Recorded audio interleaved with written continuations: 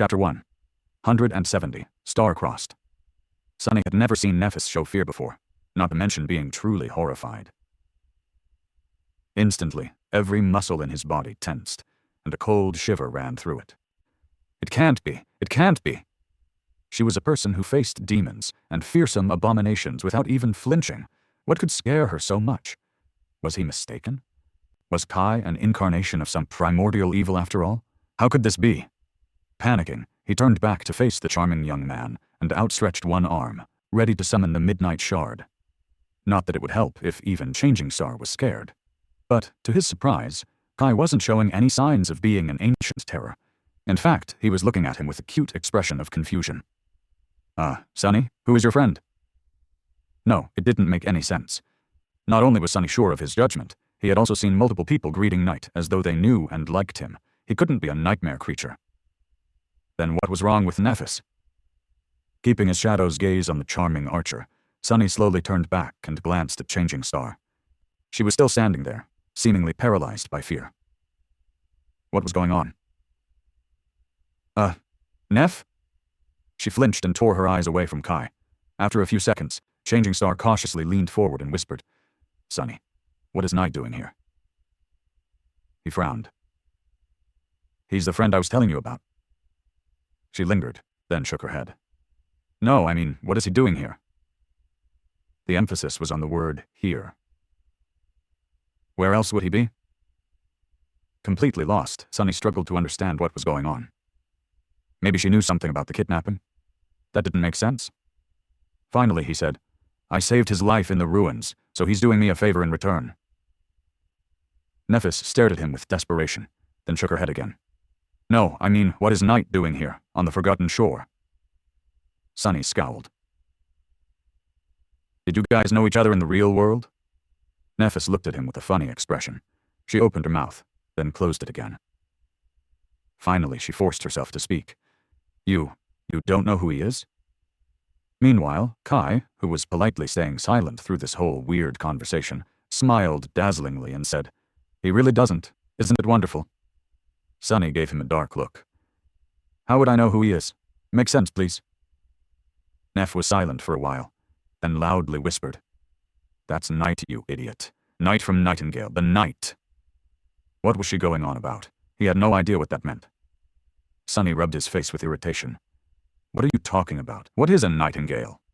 Nephis looked at Kai, paled even more, and finally said in a small voice, "It's only the best and most famous idol group of the last decade.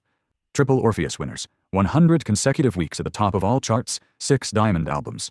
That Nightingale. That Night. The lead vocalist." Sunny simply stared. Wait. Are you telling me? Was she so out of it because Kai used to be a member of some stupid boy band in the past? Changing Star was not horrified. She was starstruck? He remained silent for a while, and then exploded into laughter. "Gods, oh gods, Nephis is a fangirl. What a spell, that's too funny. Come to think of it, when they first met, she had been wearing headphones the whole time. He should have realized that Neph was into music much earlier. Mighty and stoic Changing Star brought down by a dainty idol boy?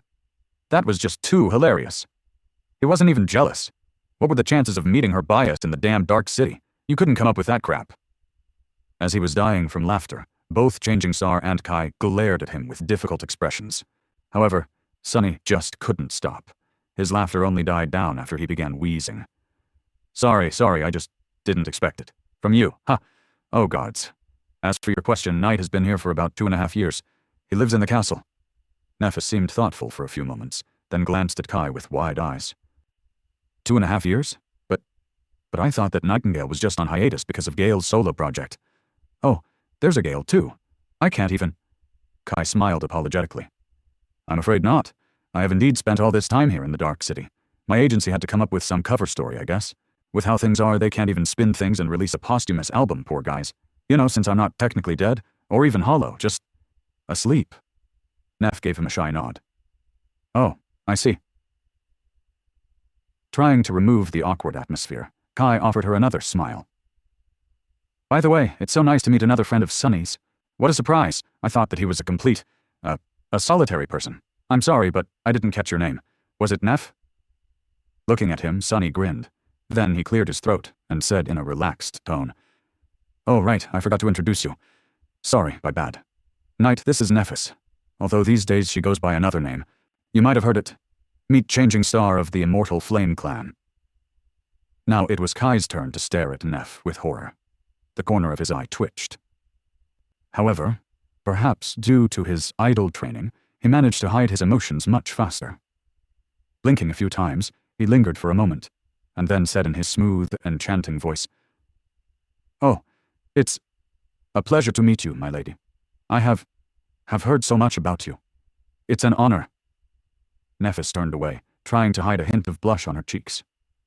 Staring at the wall of the alley, she hesitated, then awkwardly said, "So, your friend is already here, Sonny. Can we go have a talk now?" She glanced at him, and added after a bit of hesitation, "I have something important to discuss with you. It's a matter of life and death."